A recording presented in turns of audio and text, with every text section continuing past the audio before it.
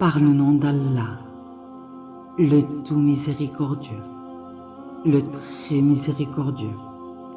Lorsque je cherche à obtenir une chose, je réussis parfois, et parfois je suis déçu. Cela signifie que celui qui décide est un être en dehors de moi, ce qui confirme ce facteur extérieur de la décision.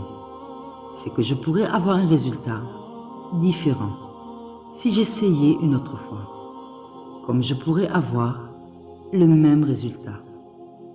En définitive, les résultats de nos efforts restent susceptibles d'arriver ou de ne pas arriver, et il n'est pas possible de le savoir d'avance.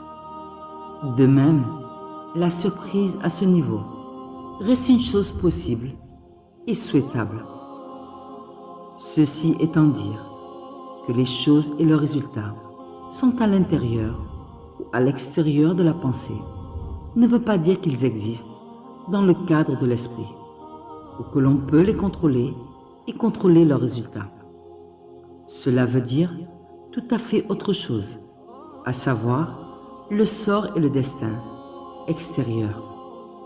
C'est là une vérité qui appelle l'homme à réfléchir et à méditer, la force qui l'entoure et qui le domine, qui s'en charge, qui décide et qui le dirige.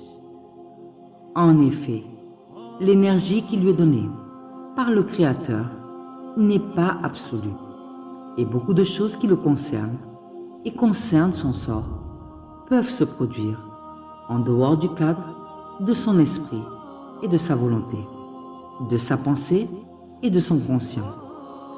Ce sont des choses avec lesquelles l'effort est inutile et que ni la pensée ni le conscient ne peuvent changer.